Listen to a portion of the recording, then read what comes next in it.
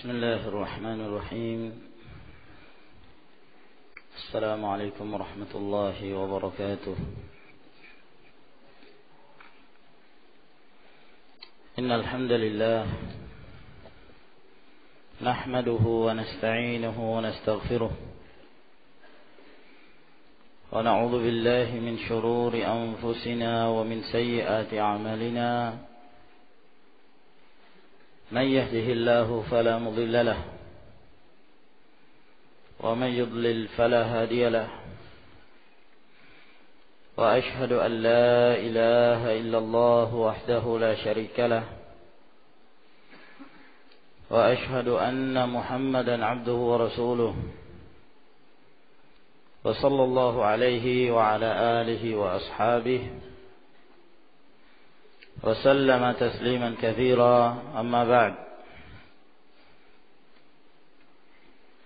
معاشر المسلمين رحمكم الله. Alhamdulillah, Allah subhanahu wa ta'ala kembali mempertemukan kita di malam hari ini, dan kita masih pada malam-malam di bulan yang mulia, bulan suci Ramadan. Semoga Allah subhanahu wa ta'ala senantiasa memberikan kepada kita kenikmatan-kenikmatannya, anugerahnya, rahmatnya kepada kita sekalian. Dan semoga Allah melipat gandakan amalan-amalan saleh yang kita amalkan. Ma'asyiral muslimin rahimakumullah, kita lanjutkan kembali pembahasan kita dari kitab At-Tibyan fi Adabi Hamalatil Quran. Dan kita telah memasuki adab-adab seorang yang belajar. Bagaimana seorang menuntut ilmu Al-Quranul Karim, atau adab-adab yang harus menjadi hiasan bagi dirinya, pelangainya, akhlaknya, pada saat dia berstatus sebagai talibul ilm, sebagai penuntut ilmu syar'i. Kita lanjutkan kembali ke pasal yang berikutnya. Berkata Imam Abu Zakaria Yahya bin Sharaf An-Nawawi rahimahullah ta'ala, faslun, pasal yang berikutnya. Wa yanbaghi aidan an yata'addaba ma'a rafaqatihi, dan hendaknya seorang penuntut ilmu untuk beradab yang baik bersama dengan teman-temannya, dengan sahabat-sahabatnya yang ikut belajar, yang turut menuntut ilmu dalam satu majlis. Wa hadiri majlis syekh, dan orang-orang yang hadir di majlis syekh tersebut, di majlis gurunya. Fa inna dzalika ta'addubun ma'a syekh wa siyanatun li majlisih. Sebab beradab dengan teman-temannya, dengan para sahabatnya, itu sama dengan dia beradab bersama syekhnya. Berarti dia menjaga dan memelihara kehormatan majlis yang dibentuk oleh seorang guru. Maka dia tidak hanya bersikap tawadhu kepada gurunya, bahkan kepada seluruh manusia secara umum, dan terkhusus pula kepada teman-temannya, para sahabatnya, yang mereka adalah aqran, teman-teman mereka dalam menuntut ilmu. Wa yaq'udu baina yaday syekh qa'datal muta'allimin, dan hendaklah dia duduk di hadapan gurunya, duduk sebagai orang yang belajar. La qa'datal muallimin, tidak duduk seperti orang yang mengajar. Berbeda antara duduknya orang yang belajar dengan duduknya orang yang mengajar. Kalau orang yang belajar, maka dia memiliki adab yang berbeda dengan orang yang mengajar. Ya, orang yang mengajar tergantung keadaan. Ya, bahkan terkadang Mungkin disebabkan seorang guru kecapean, mungkin dia akan melonjorkan kakinya dalam waktu-waktu tertentu. Nah, tapi seorang penuntut ilmu tidak sepantasnya menjaga adab yang baik. Lihat bagaimana Jibril alaihissalam dalam hadis yang masyhur, pada saat Jibril mendatangi Rasulullah sallallahu alaihi wasallam,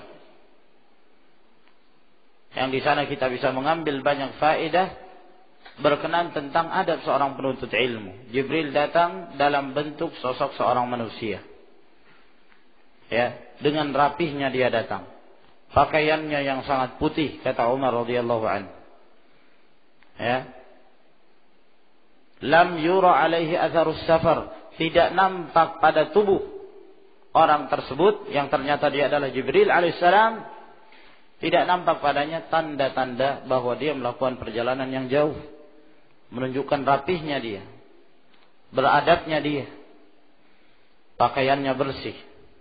Ketika dia datang, maka dia mengucapkan salam, lalu kemudian dia duduk di hadapan Nabi sallallahu alaihi wasallam. Dia menempelkan kedua lututnya kepada kedua lututnya Rasulullah sallallahu alaihi wasallam, dan dia meletakkan tangannya di atas kedua paha.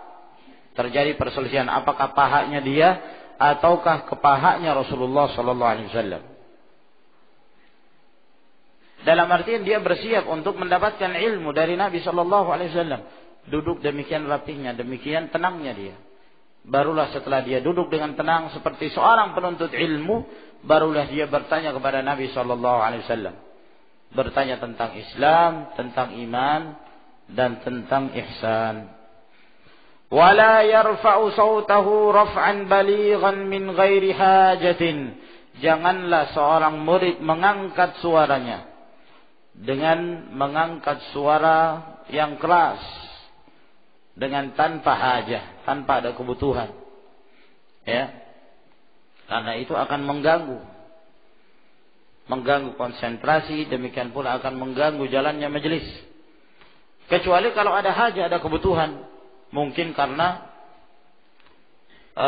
orang-orang yang hadir terlalu banyak, sehingga dia mungkin berada di tempat yang jauh, sementara syekh bertanya kepada dia, maka dia butuh untuk menjawab dari tempatnya dengan suara yang keras.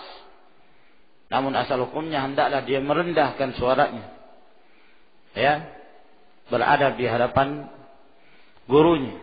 Wala yadhak, dan jangan dia tertawa, ya, maksudnya terlalu banyak tertawa,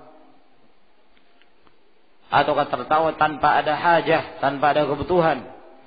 Wala yukthirul kalama min ghairi hajah, jangan dia memperbanyak pembicaraan, perbincangan dengan tanpa ada kebutuhan.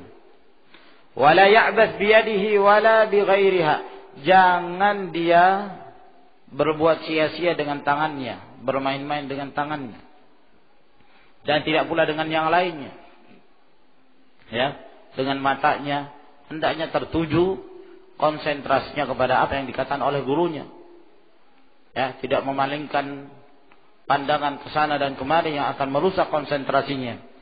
Wala yaltafitu yaminan wala shimalan min ghairi hajah, jangan dia menoleh ke kanan dan ke kiri dengan tanpa hajat, tanpa ada kebutuhan. Nah, bahkan ini salah satu muru'ah, harga diri yang hendaknya dijaga oleh seorang penuntut ilmu.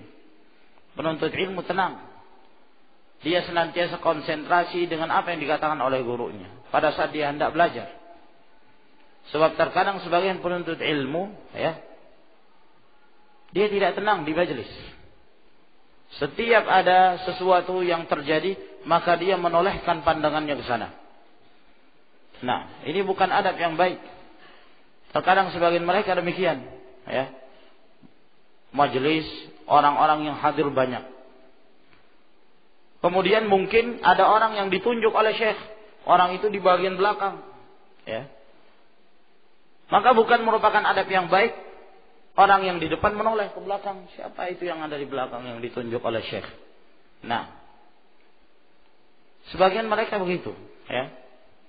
Kalau ada kejadian semuanya menoleh ke sana. Nah, belum lagi orang yang ditoleh ini jadi grogi akhirnya, yang ditunjuk oleh syekh, yang disuruh berdiri, semua mata tertuju kepadanya, maka dia grogi, ketakutan. Nah, maka ini bukan adab yang baik. Namun dia enam, bal yakunu mutawajjihan ila syekh musghiyan ila kalamih, bahkan hendaknya dia tertuju kepada syekh dan konsentrasi mendengarkan dengan seksama apa yang diucapkan oleh gurunya. Faslun, pasal yang berikutnya. Wa mimma yata'akkadu li'tina'u bihi alla yaqra'a 'ala asy-syaikh fi hali syughli qalbi asy-syaikh wa malalih. Di antara yang sangat-sangat perlu untuk diperhatikan bagi seorang murid, janganlah dia membaca kepada gurunya, membaca hadis ataukah membaca Al-Quran ataukah mempelajari cabang ilmu tertentu. Maka jangan dia belajar atau membaca kepada gurunya dalam keadaan gurunya sibuk, ya. Hatinya tersibukkan dengan yang lain. Ataukah pada syekh ada kebosanan, dalam keadaan malas, sehingga dia tidak bersemangat untuk memberikan pelajaran. Wastinfarihi wa ghummihi wa farahihi wa ju'ihi wa atshihi wa nu'asi wa qalaqihi. Demikian pula pada saat syekh tersebut, ya, istinfar. Artinya dia tidak bersiap untuk konsentrasi untuk mengajar. Maka jangan dipaksa.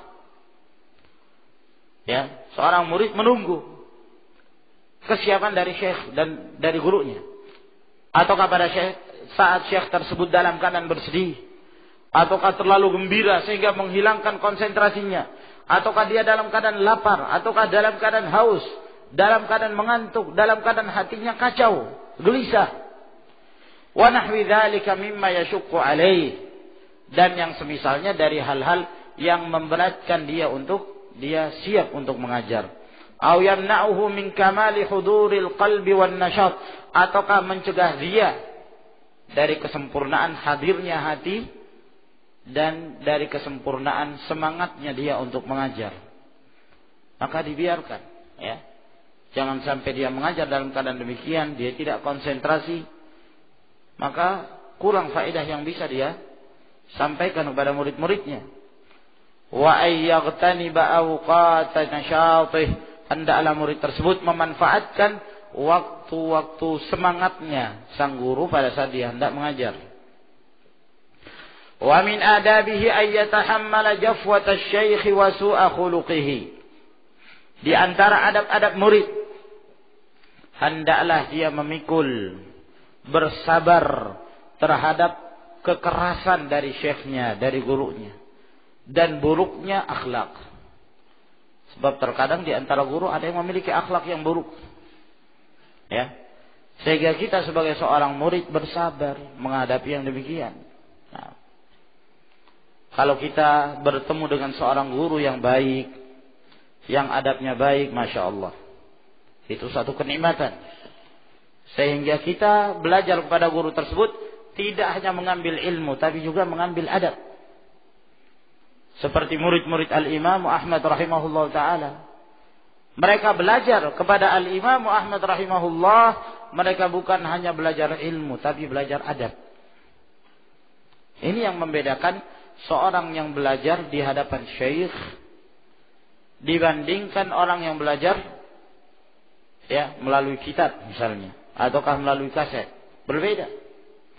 Orang yang belajar langsung di hadapan syekh, ya, langsung melihat kehidupan sang guru, demikian kehidupannya, gimana akhlaknya dia, gimana pergaulannya dia, gimana sikap-sikapnya dia, gimana al-wala wal bara'nya dia, gimana mauqif pendirian-pendiriannya dalam keadaan pada saat ada kejadian tertentu.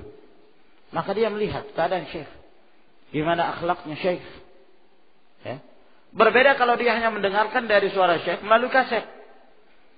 Dia hanya mendengarkan ilmu dari syekh, tapi adabnya, ya, gimana Syekh Muqbil rahimahullah ta'ala misalnya pada saat beliau menyelesaikan perselisihan yang terjadi di antara para kabilah.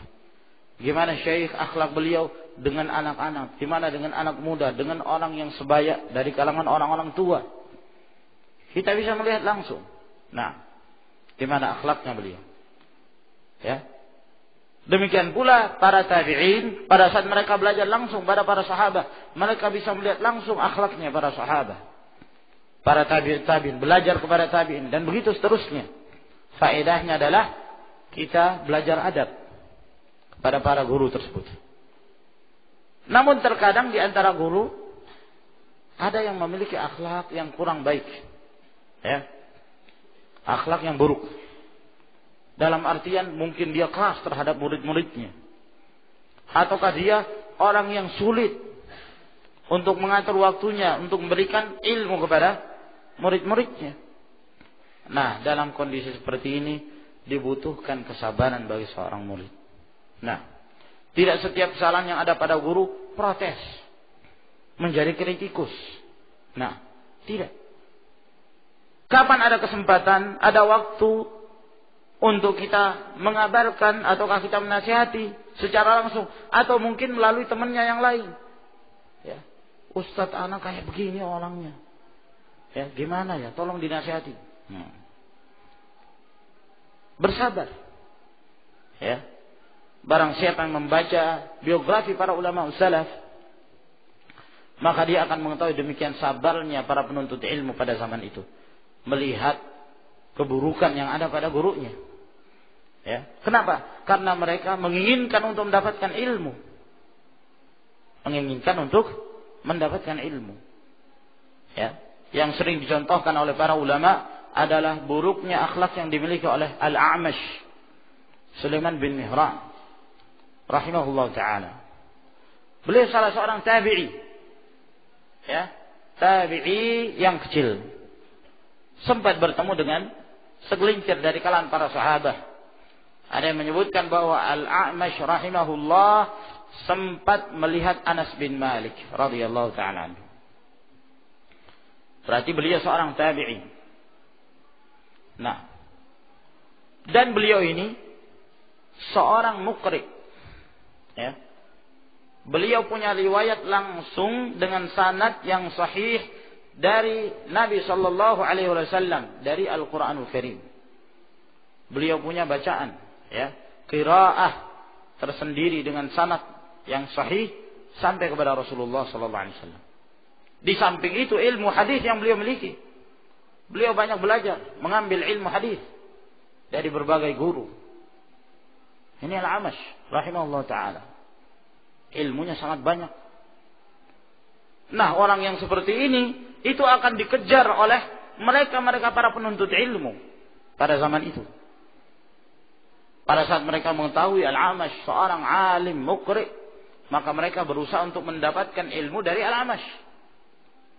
Di samping itu Al-A'mash rahimahullah memiliki akhlak yang buruk dan sangat sulit sekali untuk mengeluarkan hadis.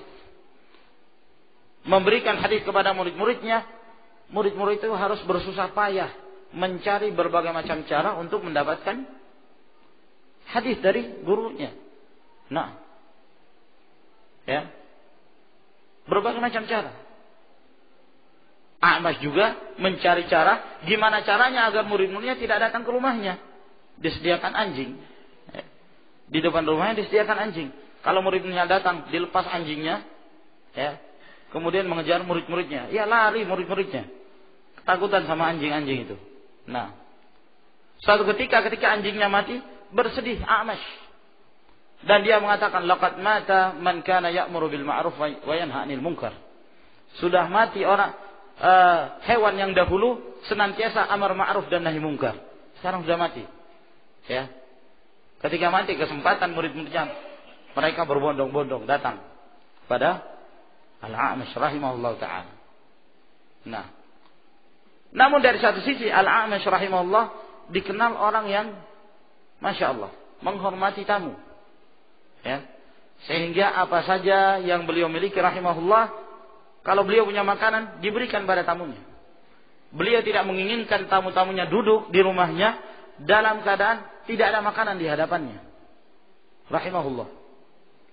Suatu ketika sebagian muridnya mereka berkumpul dan mereka mengatakan kita datangi A'mash. Apa saja yang dikeluarkan A'mash untuk kita habiskan. Ya. Jadi sama-sama ngerjai. Nah, si guru pandai mengerjai muridnya, sang murid juga bisa mengerjai gurunya. Nah, akhirnya datanglah mereka ke rumah A'mash. Dijamu oleh A'mash, dikasihkan makanan. Dihabiskan oleh mereka. Habis. Dilihat A'mash. Dikeluarkan lagi. Ya. Bahkan makanan untuk keluarganya dikeluarkan untuk mereka, para tamu. Dihabiskan lagi oleh mereka. Subhanallah. Ya. Sementara A'mash sudah tidak punya makanan dalam rumahnya. Maka dia keluar mengambil makanan milik kambingnya. Ya, rumput. Dia ambil, disediakan dia. Kulu, makan ini. Nah, saya sudah tidak punya makanan lagi. Kalian telah menghabiskan. Rahimahullah ta'ala. Ya, jadi sama-sama saling mengerjai. Allahul musta'an. Walhasil ya kawan, model-model seperti ini mungkin akan didapatkan. Ya. Dan beliau ahlu sunnah, keras terhadap bid'ah. Nah, berbeda kalau keburukan akhlak itu disebabkan karena manhaj. Nah, ini berbeda. Para ulama memperingatkan dari orang-orang seperti ini yang kelihatan akhlaknya baik tapi termasuk dari kalangan ahlul bid'ah, mengajak kepada bid'ah. Orangnya Masya Allah pakai sorban, ya, rapi, warna putih, jubah putih, jenggotnya Masya Allah panjang. Kalau berjalan wajahnya terlihat sendu, mungkin kebanyakan sholat di malam hari, ya, suka menangis. Tapi ternyata dari kalangan ahlul bid'ah. Ternyata di antara keyakinannya, misalnya dia mengingkari takdir Allah Subhanahu wa taala, qadariyah. Berhati-hati dengan orang seperti ini. Nah, ya. Jangan sampai kita tertipu dengan khusyuknya dia. Tertipu dengan perangainya yang baik, tertipu dengan akhlaknya yang terlihat Masya Allah. Bahaya. Jangankan kita para ulama terdahulu, mereka tertipu terhadap sebagian ahlul bid'ah disebabkan karena akhlaknya. Seperti Al-Imam Abdul Razzaq bin Nafi' As-San'ani, pengarang Kitabul Musannaf yang berjilid-jilid. Musannaf Abdul Razzaq, seorang imam dari Sana'a.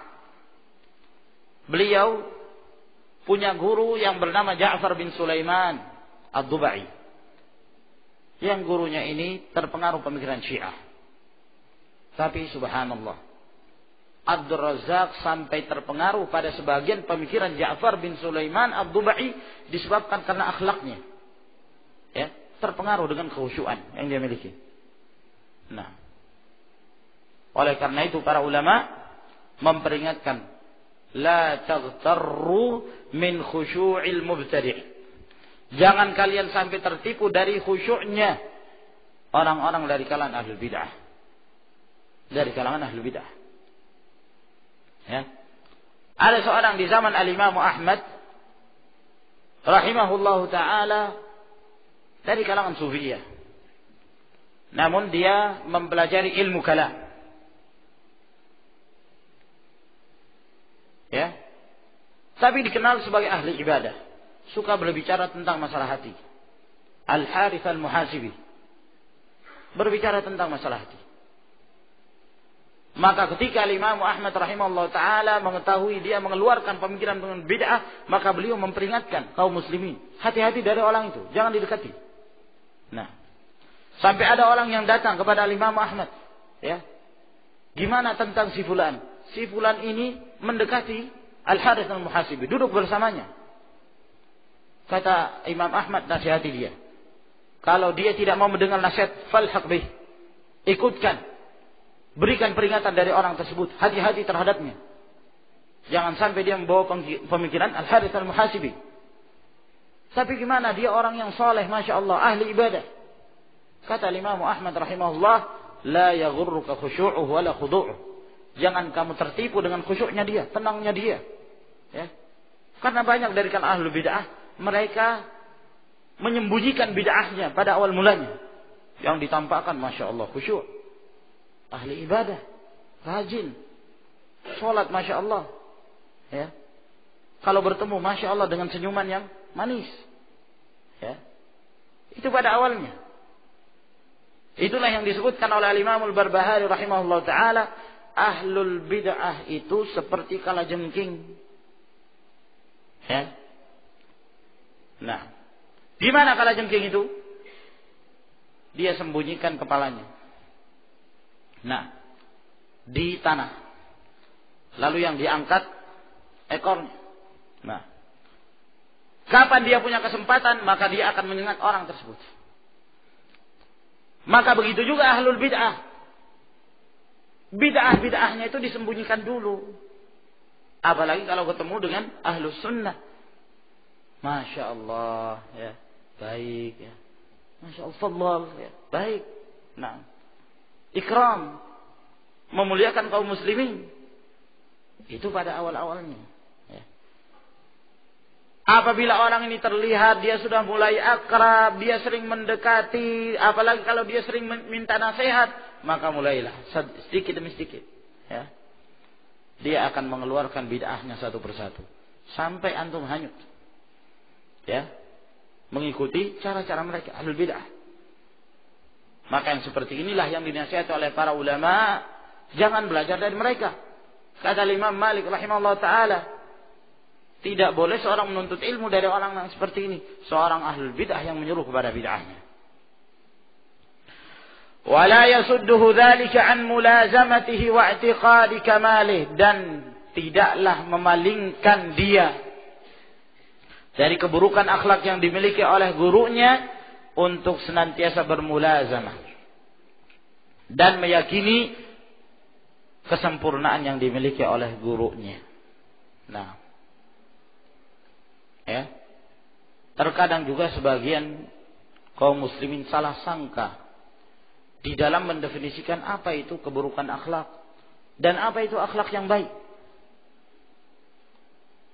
Sebagian mereka menyangka bahwa definisi akhlak yang baik itu yang kalau bertemu suka senyum, kepada siapa saja baik, ya, masuk ke rumah orang, Masya Allah, bertemu dengan yang bukan mahramnya pun, Masya Allah, duduk bareng, enak, pergaulannya, ya, tidak tahu tentang hijab, baik dengan semua orang, laki, perempuan, tua, muda, semuanya baik. Ini akhlak yang baik menurut sebagian mereka, ya. Sementara orang yang mau menjaga hijabnya, kalau ada anak perempuannya, dia berusaha menjauh, nggak mau bertemu. Curiga, ini akhlaknya buruk, ini orang ini. Masa anak saya keluar nggak mau dia salami, ya, buruk ini akhlaknya. Nah, emangnya anak saya itu najis apa? Ya, sampai nggak mau salaman, begitu persangkaan mereka. Nah, apakah seperti itu? Dikembalikan pada mereka. Ada yang menyangka bahwa akhlak yang buruk itu kalau bertemu dengan ahlul bid'ah maka kita harus bersikap tegas dengan mereka. Kita nggak mau belajar dengan mereka. Kenapa? Khawatir jangan sampai pemikiran bid'ahnya itu akan masuk ke dalam diri kita. Kita akan terpengaruh oleh mereka. Ini dianggap sebagian mereka akhlak yang buruk, ya, akhlak yang jelek. Nah, ada yang menyangka bahwa akhlak yang jelek, akhlak yang buruk itu kalau seorang itu kata-katanya keras, kata-katanya kasar, ya, sedikit-dikit bid'ah, sedikit-dikit bid'ah. Nah, lalu dianggap inilah keburukan akhlak. Apakah seperti itu? Tentunya untuk menilai ini baik akhlaknya, ini buruk akhlaknya, harus kita kembalikan pada definisi syariah. Apa sih yang dimaksud dengan al-akhlaqul karimah? Menurut Al-Quran, menurut sunnah Nabi Sallallahu Alaihi Wasallam. Apakah al-akhlaqul karimah adalah tidak pernah berkata kasar? Ternyata tidak, tergantung kondisinya, ya, tergantung keadaannya. Nah, dengan keluarga yang mereka mau dibimbing, maka dengan kata-kata yang baik, lembut. Kata Nabi SAW, wa ana khairukum li ahli, saya adalah orang yang terbaik dalam menyikapi keluargaku, lemah lembut pada keluarga. Ya, Tapi di sisi lain beliau bersikap keras. Ketika beliau menyebutkan tentang kaum Khawarij, salah satu kelompok yang akan keluar nanti setelah meninggalnya Rasulullah sallallahu alaihi wasallam, mereka yang mengkafirkan pemerintah, mereka yang memberontak kepada pemerintah muslim dan yang semisalnya. Rasulullah SAW mengatakan al-khawariju kilabun nar, kilabun nar, kilabun nar. Khawarij itu adalah anjing-anjing neraka. Ya. Kok anjing? Iya. Siapa yang mengatakan? Rasulullah sallallahu alaihi wasallam. Kalau Anda mengatakan jelek akhlak orang mengatakan Khawarij itu anjing neraka, tuduhlah Nabi sallallahu alaihi wasallam akhlaknya jelek. Kan begitu. Allah mengatakan wa innaka la'ala khuluqin azim, engkau berada di atas akhlak yang mulia. Anda mengatakan Rasulullah jelek akhlaknya. Nah, Rasulullah juga mengatakan al-qadariyatu majusu hadhil ummah. Qadariyah itu majusinya umat ini. Kalau sakit jangan dijenguk, kalau mati jangan diikuti jenazahnya. Kok masa gitu? Iya, yang mengajari kita itu Rasulullah sallallahu alaihi wasallam. Ya. Tapi kan ada hadis yang mengatakan seorang muslim itu salah satu haknya kalau dia sakit maka dijenguk, kalau dia mati maka diikuti jenazahnya. Ya memang itu secara umum. Ya. Secara umum kaum muslimin. Akan tetapi ada dalil-dalil yang mengkhususkan, yang diperintahkan bagi kita untuk bersikap dalam kondisi tertentu. Asal hukumnya ketemu kaum muslimin, kita harus mengucapkan salam. Dianjurkan mengucapkan salam kepada mereka. Mereka mengucapkan salam, kita wajib menjawab salamnya. Itu asal hukumnya. Tapi kalau yang mengucapkan salam itu adalah ahlul bid'ah, menyeru kepada bid'ahnya, membenci ahlus sunnah, ya. Sementara kita akan menerapkan hajar untuk mereka. Yang maksudnya hajar itu adalah meninggalkan salam. Ya. Dalam kondisi seperti itu, terkadang sampai kepada tingkatan wajib bagi kita untuk tidak menyampaikan salam kepada mereka, dan wajib bagi kita untuk tidak menjawab salam mereka. Sebagaimana Rasulullah sallallahu alaihi wasallam, Rasulullah mencontohkan kita dalam kondisi-kondisi tertentu.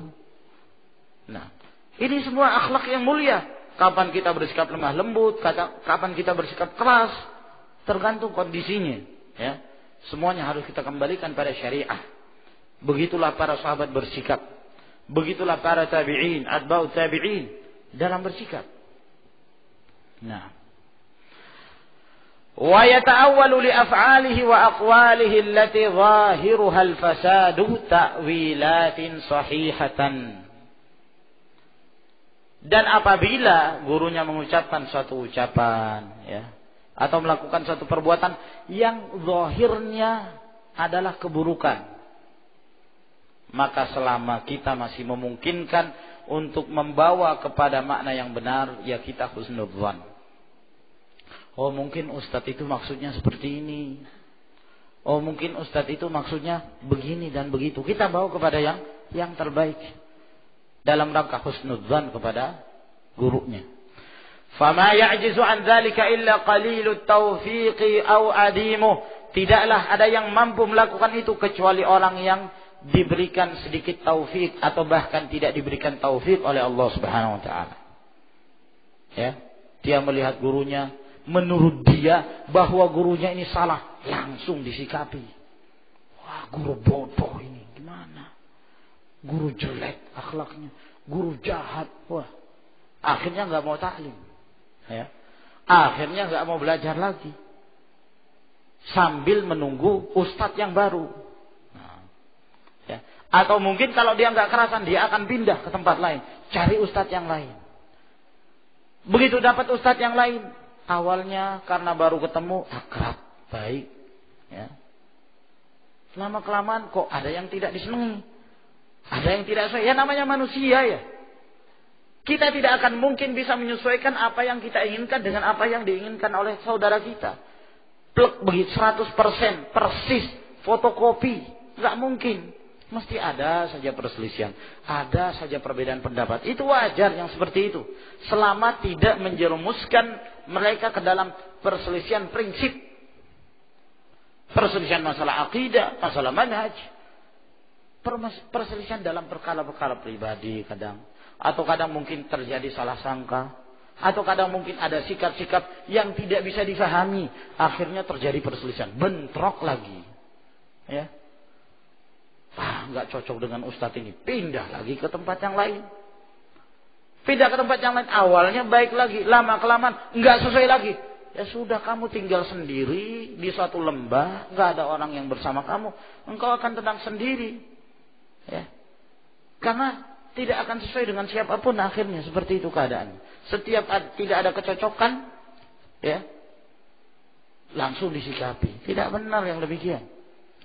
Terkadang ada sebagian mereka demikian, bahkan dari ikhwan Ahlus Sunnah, ya, tinggal di satu kota, tidak tenang, gak cocok dengan ustadznya, pindah ke pulau yang lain, ya, gak tanggung-tanggung, bukan pindah kota saja, pindah pulau, ya, pindah ke pulau yang lain, ternyata gak pas juga, kembali lagi ke kota itu, lah, kembali ke kota itu tapi gak taklim akhirnya. Ya, tak taklim. Kenapa? Sumpek melihat ustaz-ustaz. Allahul musta'an. Ya, nggak sabaran. Keadaan ustaz itu beda. Nah, wa idza jafahu asy-syaikh ibtada'a huwa bil i'tidar ila asy-syaikh. Apabila syekh bersikap keras kepada dia, maka yang paling pertama dari seorang murid memberikan uzur kepada gurunya. Oh, mungkin Ustadz ana sedang ngamuk di rumahnya, mungkin sedang bermasalah, mungkin berikan udzur, ya. Wa adhara anna dzamba lahu wal atba alaih, dan dia menampakkan bahwa kesalahan itu ada pada dia, bukan pada gurunya. Oh, mungkin ana yang salah ya. Ya, kayaknya ada kesalahan tadi yang ana lakukan. Yang seperti ini akan mendorong dia mendatangi gurunya minta maaf. Fadzalika anfa'u lahu fid dunya wal akhirah. Yang demikian itu lebih bermanfaat baginya di dunia dan di akhirat. Wa anqa liqalbi syekh, dan lebih bersih, ya, terhadap hati gurunya. Sehingga hati gurunya itu menjadi lapang melihat murid yang seperti ini. Ya, sabar. Wa qad qalu, dan mereka mengatakan, man lam yasbir ala dhulli ta'allumi baqiya umruhu fi imayatil jahalah. Barang siapa yang tidak bersabar menjadi hina di saat belajar, maka sepanjang umur dia akan terus dalam keadaan jahil, ya, dia akan terus dalam kejahilan. Wa man sabara alaihi ala amruhu ila izzil akhirati wad dunya. Barang siapa yang bersabar menghadapi, ya, apa saja yang harus dihadapi dan dia bersabar atasnya, maka perkaranya itu akan kembali kepada kemuliaan di akhirat dan di dunia. Wa minhul atharul masyhur an Ibnu Abbas radhiyallahu anhuma, dan di antaranya adalah riwayat yang masyhur dari Ibnu Abbas radhiyallahu anhuma, beliau mengatakan, zalaltu taliban fa'azaztu matluban. Dahulu aku rendah menjadi seorang penuntut ilmu. Maksudnya rendah, bersikap tawadhu, ya, hormat kepada gurunya. Lalu aku pun menjadi mulia di saat orang-orang datang menuntut ilmu kepadaku. Ibnu Abbas radhiyallahu anhuma, sepeninggal Nabi sallallahu alaihi wasallam, beliau rihlah. Suatu ketika beliau melakukan perjalanan sebuah negeri, mendatangi salah seorang sahabat yang dia mengetahui hadis-hadis Nabi sallallahu alaihi wasallam. Padahal Ibnu Abbas seorang sahabat. Datang ke sana, ya. Subhanallah. Ketika datang ke sana, dalam keadaan pintunya tertutup. Dia tidak mengetuk pintunya, ditunggu di luar sampai sahabat tersebut keluar, ya. Sampai dia ketiduran di luar rumah sahabat tersebut. Subhanallah, sabar, dia tunggu sampai sahabat ini keluar. Nah, adab yang dimiliki oleh Ibnu Abbas radhiyallahu ta'ala anhuma muridnya Rasulullah sallallahu alaihi wasallam. Wa qad ahsana man qala, sungguh telah baik orang yang mengatakan, man lam yadhuq ta'mal madhallati sa'atan qata'a az-zamana bi asrihi madhlula. Barang siapa yang tidak merasakan kehinaan sesaat, merendahkan diri sesaat, bersabar sesaat, maka dia akan menjalani zaman ini secara keseluruhan dalam keadaan terhinakan. Dibutuh kesabaran dalam menuntut ilmu, dalam menghadapi berbagai macam gangguan. Seorang penuntut ilmu, para syaitan akan selalu berusaha memalingkan mereka dari menuntut ilmu. Karena menuntut ilmu itu adalah musuhnya syaitan. Mereka sangat benci sekali. Sehingga kalau ada seorang yang menuntut ilmu, rajin dalam menuntut ilmu, maka syaitan tidak akan berhenti terus. Dia akan berusaha menggoda. Digoda dengan harta, digoda dengan syahwat, berbagai macam fitnah. Sehingga dituntut bagi seorang penuntut ilmu pun untuk punya benteng. Yang bisa mencegah dia dari syahwat. Yang bisa mencegah dia dari berbagai perkara-perkara akan menjauhkan dia dari menuntut ilmu. Faslun, pasal yang berikutnya, wa min adabihil mutaakkidah, di antara adab-adab yang sangat ditekankan, ayakuna harisan ala ta'allumi, agar seorang itu semangat belajar, muwadhiban alaihi fi jami'il awqati, dan terus menerus dia continue pada seluruh waktunya dia belajar, allati yatamakkanu minhu fiha, yang memungkinkan bagi dia untuk belajar. Belajar itu bukan hanya di majelis ilmu, tapi di saat kita di rumah kita bisa belajar, Walaupun murid kita hanya satu istri, kita bisa belajar, kita bisa murajaah. Nah, apa yang kita dapatkan di majelis, mungkin kita bisa murajaah di rumah. Walaupun kita di majelis sebagai murid, mungkin saja di saat kita pulang kita bisa menjadi seorang syekh di hadapan istri. Kan begitu. Ini yang saya dapatkan ilmunya, ini hadisnya, ini hukumnya. Masya Allah, itu akan teringat oleh dia. Nah, apa yang dia ketahui dia ajarkan pada keluarganya. Bermanfaat bagi dia, dia menjaga ilmunya. Bagi istrinya, istrinya mendengarkan ilmu, bermanfaat juga bagi dia. Nah, kalau ternyata di sana ada waktu-waktu untuk mencari maisha, mencari nafkah, di saat dia bekerja dia juga bisa menuntut ilmu. Mungkin di saat santai bisa membuka hadis-hadis, baca Al-Quran, hafal hadis-hadis Nabi Sallallahu Alaihi Wasallam. Walhasil banyak sekali waktu yang memungkinkan bagi kita untuk belajar. Wala yaqna' bil qalil ma'a tamakkunihi minal katsir. Jangan dia merasa cukup dengan yang sedikit padahal dia mampu untuk mengambil ilmu yang banyak.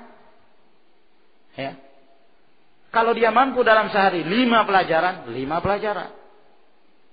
Kalau memang dia mampu, berbeda keadaan orang. Terkadang ada seorang yang satu hari 1 pelajaran pun sudah terlalu padat bagi dia.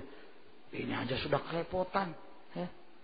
Pelajaran durusul lughah, jilid 1 bab, itu sulitnya bukan main. Menghafal 5 mufradat butuh 1 jam. Itu pun kalau konsentrasi. Kalau ada gangguan-gangguan yang lain, hafal di tempat, pindah tempat, lupa lagi.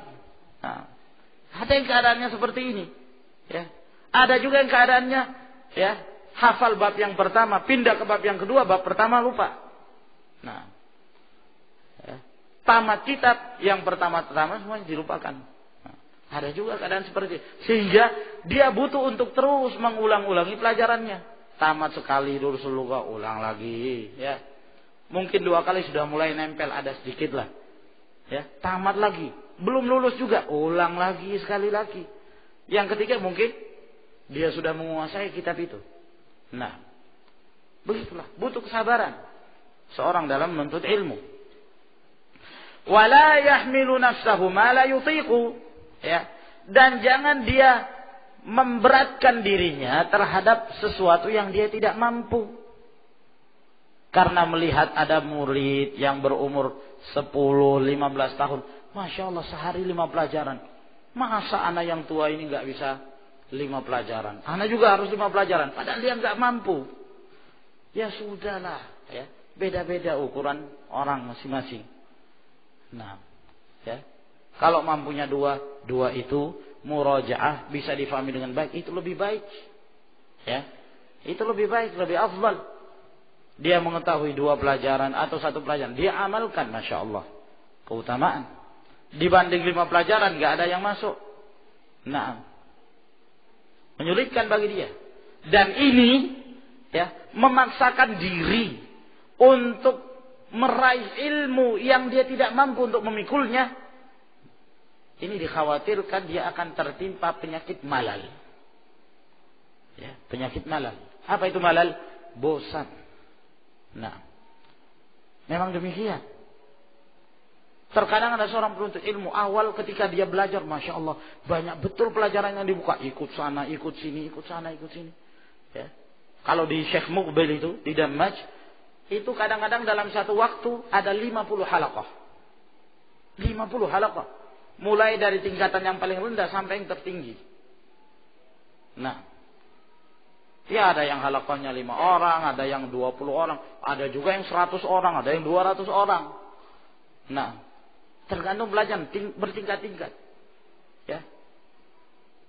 Dan itu setiap saat, setiap 1 jam ganti pelajaran, 1 jam ganti pelajaran. Dimulai dari jam 6 pagi.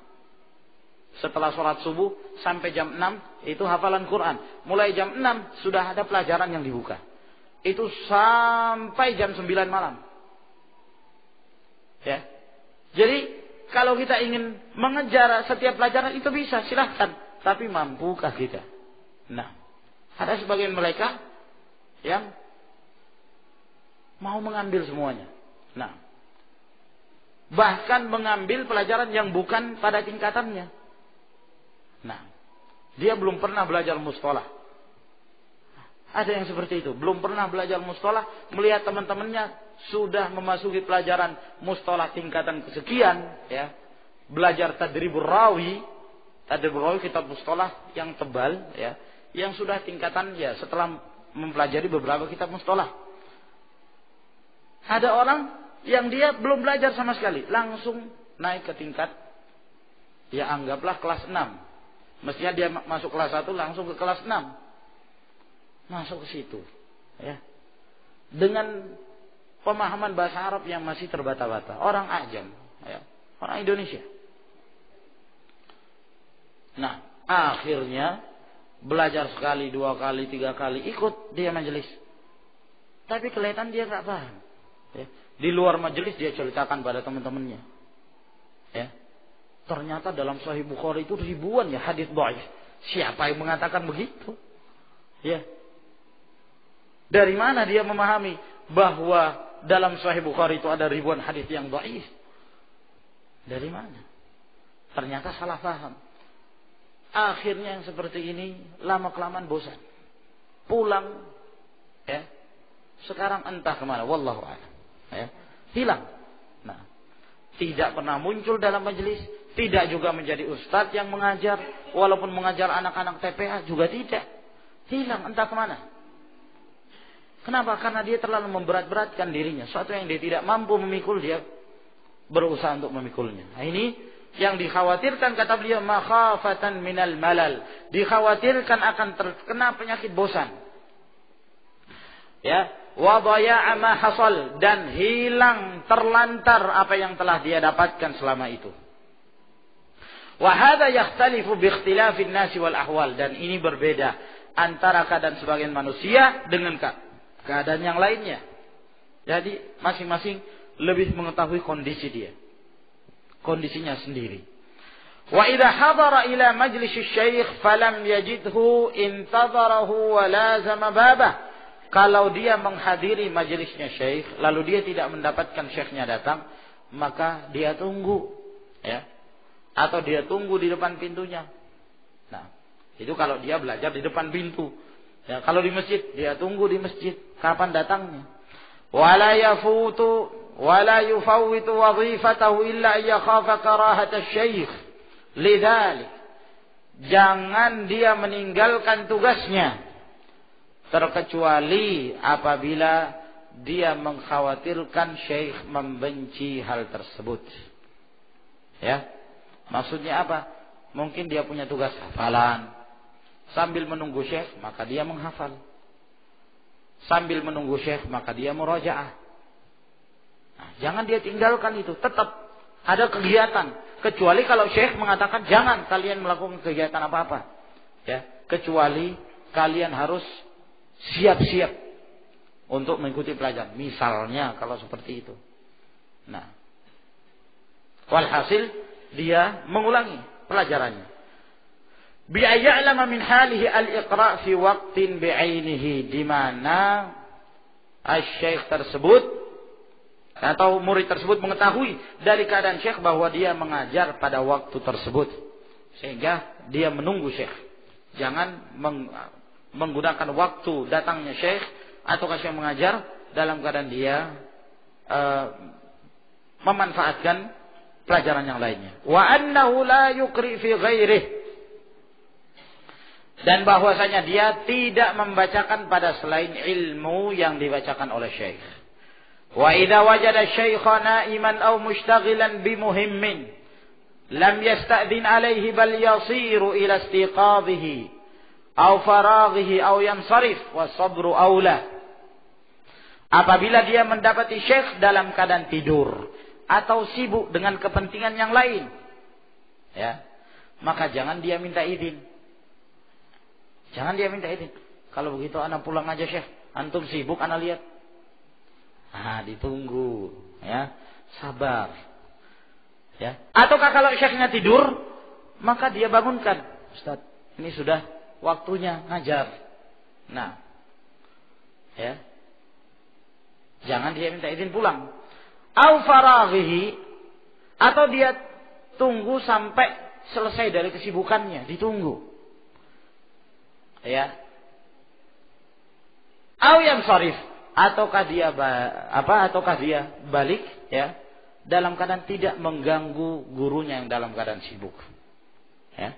Tidak datangi gurunya. Oh, Ustaz sibuk ya? Kalau begitu anak pulang aja. Nah, ditunggu. Atau sekalian pulang. Kata beliau, was-sabru aula, tapi bersabar menunggu itu lebih utama. Sabar, ya, sampai waktunya habis.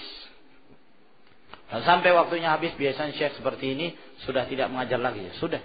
Nah, kama kana Ibnu Abbas radhiyallahu anhuma wa ghairuhu yaf'alun, sebagaimana yang dilakukan oleh Ibnu Abbas dan yang lainnya, mereka bersabar menunggu kapan gurunya tersebut keluar.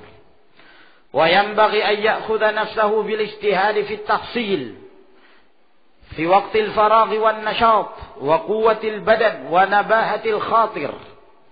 Dan sepantasnya lah untuk dia menjaga dirinya atau mengambil persiapan untuk bersungguh-sungguh dalam mengambil ilmu pada waktu-waktu yang kosong, pada saat dia semangat, pada saat dia punya jasmani yang sehat dan kuat, pada saat dia benar-benar konsentrasi, tidak terganggu dengan yang lain. Wa qillati syaghilati, dan kurangnya kesibukan-kesibukan. Qabla awaridil bitalah wa irtifa'il manzilah, sebelum datangnya berbagai macam kesibukan dan sebelum dia diberikan kedudukan di kalangan masyarakat. Selama dia statusnya masih penuntut ilmu, belum punya kedudukan, belum masyhur, belum ada kesibukan yang lain, maka hendaknya dia bersungguh-sungguh untuk menuntut ilmu. Ya. Karena suatu saat nanti dia akan tersibukkan. Keluarga dia harus mencari nafkah. Kalau sudah mencari nafkah, tersibukkan dari menuntut ilmu. Ataukah dia diberikan kedudukan di kalangan masyarakat, ya. Mungkin dia diangkat jadi pemimpin masyarakat, ya, sehingga dia tersibukkan. Kalau sudah jadi pemimpin, malu untuk mendatangi majelis. Nah, apalagi kalau menjadi khalifah, sangat malu. mereka untuk mendatangi majelisnya para ulama. Malu untuk duduk dengan rakyat jelata. Sampai-sampai sebagian menteri, ya, para pembesar khalifah pada saat itu, ya, teman duduknya khalifah di zaman para ulama salaf, mereka, ya, paling iri kalau melihat dan mendengar ada majelis ilmu, lalu mereka mendengarkan suara seorang guru mengatakan haddatsana fulan qala haddatsana fulan. Paling iri mereka, para menteri-menteri itu, para pejabat-pejabat khilafah pada zaman para ulama salaf. Kalau mereka mendengarkan ada seorang guru mengisi dalam majelis sambil mengatakan telah memberitakan pada kami fulan, dia berkata telah memberitakan pada kami fulan dari fulan bersabda Rasulullah SAW, itu paling iri mereka. Nah, ya, mereka pengen duduk, tapi ya dari satu sisi mereka punya kedudukan. Nah, biasanya mereka malu duduk dengan orang-orang yang dari kalangan rakyat jelata. Namanya orang kalau sudah punya kedudukan, kesana kemari ada yang mengawali, kan begitu. Nah, ya, gak mungkin Pak Wali Kota datang ke sini ngaji bersama ikhwan-ikhwan misalnya, ya, karena kalau datang yang lain juga, polisinya datang, ya, pengawalnya datang, harus ada yang jaga di luar, ya, sehingga mata orang tertuju kepada dia. Nah, faqad qala Amirul Mukminin Umar bin Al-Khattab radhiyallahu telah berkata Amirul Mukminin Umar bin Al-Khattab radhiyallahu anhu, tafaqahu qabla an tusawwadu. Menuntut ilmulah kalian sebelum kalian diangkat menjadi pemimpin. Maknanya ijtahidu fi kamali ahliyatikum wa antum atba'. Bersungguh-sungguhlah kalian untuk memanfaatkan keahlian yang kalian miliki sementara kalian masih berstatus sebagai orang biasa, sebagai pengikut. Qabla an tasiru sadatan, sebelum kalian menjadi para pemimpin, tokoh-tokoh masyarakat, para pemuka-pemuka masyarakat. Fa innakum idza sirtum sadatan matbu'in imtana'tum minat ta'allum. Sesungguhnya kalian kalau sudah menjadi para pemimpin yang kalian punya para pengikut, kalian mencegah diri untuk belajar. Kenapa? Lirtifa'i manzilatikum wa kasrati syughlikum. Karena sudah tinggi kedudukan kalian dan telah banyak kesibukan kalian, urusan pemerintahan mungkin, ataukah urusan-urusan masyarakat yang lainnya. Wa hadza ma'na qaulil Imam Syafi'i radhiyallahu anhu, dan ini adalah makna dari ucapan Al-Imam Syafi'i rahimahullah radhiyallahu anhu tatkala beliau mengatakan tafaqqah qabla an tar'as. Menuntut ilmulah sebelum engkau menjadi pemuka, menjadi pemimpin. Fa idza ra'asta fala sabila ila tafaqquh. Kalau kamu sudah jadi pemimpin, tidak ada jalan lagi untuk menuntut ilmu karena sudah sibuk. Faslun, pasal, dan ini pasal yang terakhir dalam bab yang keempat. Wa yanbaghi an yubakkira bi qira'atihi 'ala asy-syaikh awwal an-nahar. Dan hendaknya seorang murid untuk bersegera membaca ataukah belajar kepada gurunya di awal siang, maksudnya di waktu duha, di pagi hari, ya, di saat barokah itu Allah Subhanahu wa taala membentangkan barokah di pagi hari. Li haditsin Nabi sallallahu alaihi wasallam, berdasarkan hadis Nabi sallallahu alaihi wasallam, Allahumma barik li ummati fi bukuriha. Ya Allah, berikanlah barokah kepada umatku di pagi harinya. Ya. Pagi hari waktu yang penuh barokah. Nah. Wa yanbaghi an yuhafidha ala qiraati mahfudhi. Sepantasnya lah untuk dia menjaga dalam hal membaca hafalan-hafalannya, murajaah. Wa yanbaghi alla yu'thir bi naubatihi ghairah, dan sepantasnya lah Jangan dia mendahulukan orang lain pada saat tiba giliran dia. Ya, misalnya kalau ramai sebagaimana kita sebutkan, sebagian mereka ada yang mengajar, ya, masing-masing murid itu membaca kepada gurunya. Jadi satu persatu. Ya. Kalau sudah yang satu, maka berikutnya lagi, yang satu berikutnya lagi.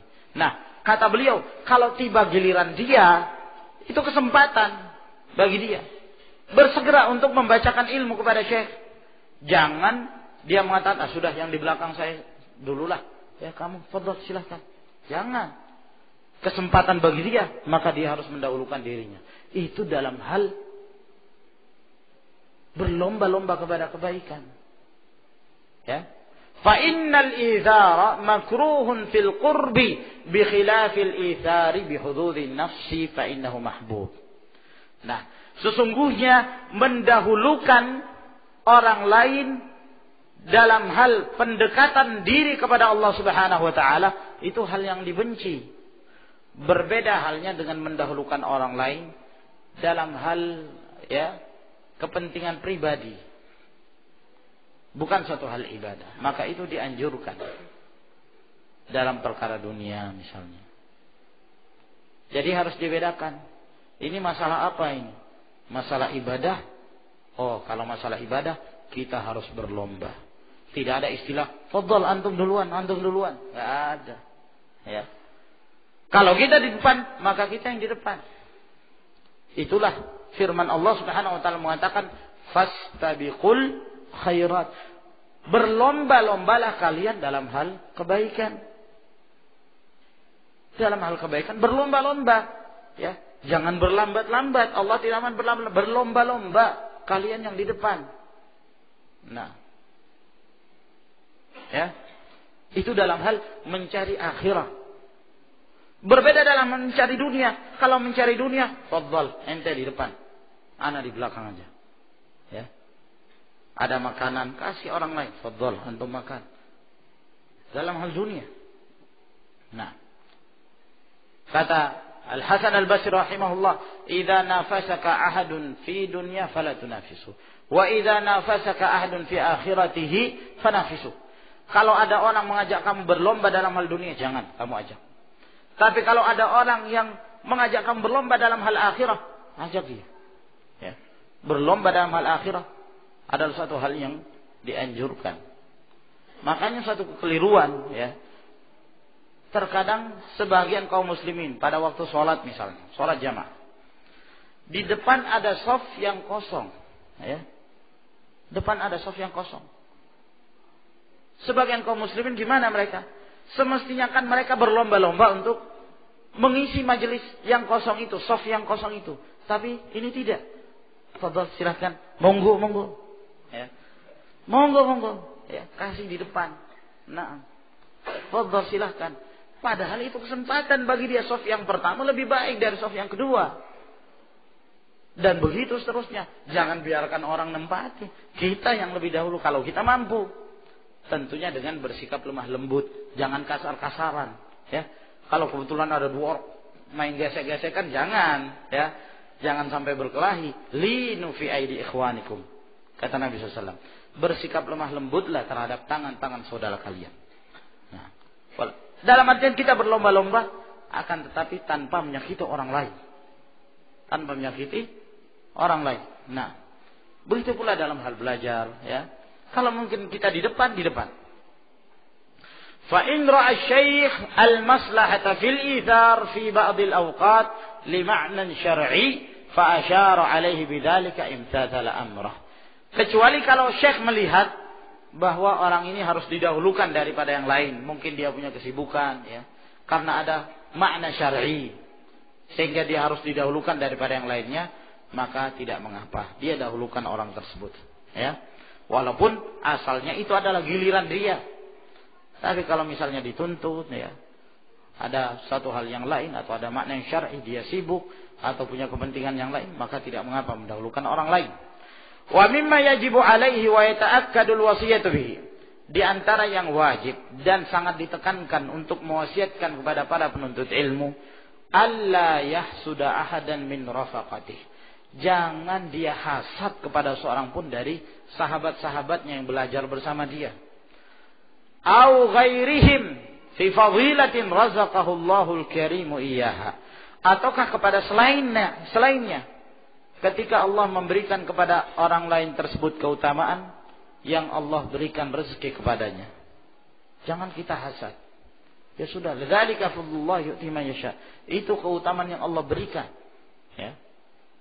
Jangan ada pada diri kita ya, sikap hasad dengki ingin agar kenikmatan itu hilang dari orang tersebut, tidak. Bahkan yang boleh adalah ghibtah, yaitu kita berharap mudah-mudahan kita pun mendapatkan keutamaan. Ya, sebagaimana yang dimiliki oleh saudara kita tersebut. Wa alla ya'jaba bi nafsihi bima hasalah, dan jangan dia ujub terhadap dirinya sendiri dengan apa yang telah dia hasilkan.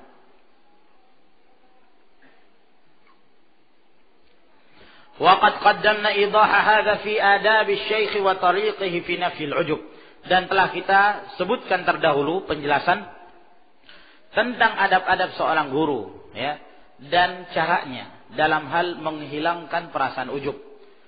Ayyudzakkira nafsahu, hendaklah dia mengingatkan dirinya ya, wa tariquhu fi nafsil ujub, dan caranya untuk menghilangkan ujub pada dirinya, hendaklah dia peringatkan, nasihati dirinya, annahu lam yuhassil lahu ma hasal bihaulihi wa quwwatihi, bahwa dia tidaklah mendapatkan apa yang telah dia dapatkan dari ilmu dengan kekuatan dia, dengan kepandaian dia, dengan upaya dia, bukan.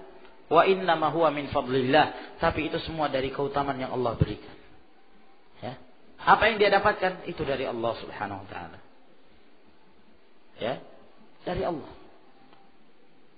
Syekh Muqbil rahimahullah taala sering sekali mengingatkan dalam hal ini. Ya. Dalam banyak majelisnya, beliau selalu mengulangi kalimatnya. Laisa bihaulina wala biquwwatina wala bikathrati ilmina wala bisyaja'atina wala bifasahatina, innama huwa bihaulillah wa quwwatihi.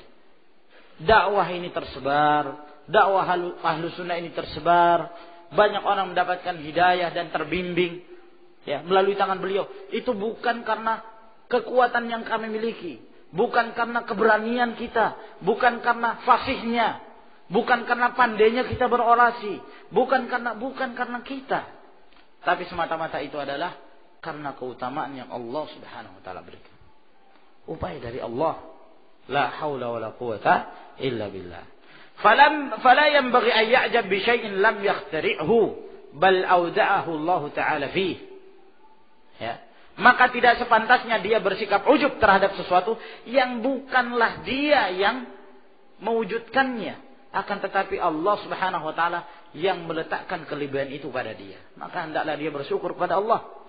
Wa tariquhu fi nafsil hasad, caranya untuk menghilangkan hasad pada diri kita, ayya'lama anna hikmatallahi ta'ala tadat ja'ala hadhihi al-fadilati fi hadha, bahwa hendaklah dia meyakini hikmah Allah Subhanahu wa taala menghendaki Allah jadikan keutamaan pada si fulan, Allah berikan kelebihan ilmu pada si fulan, fayambaghi alla ya'taridu 'alaiha, maka tidak sepantasnya untuk dia memprotes, menentang apa yang telah menjadi kebijaksanaan Allah.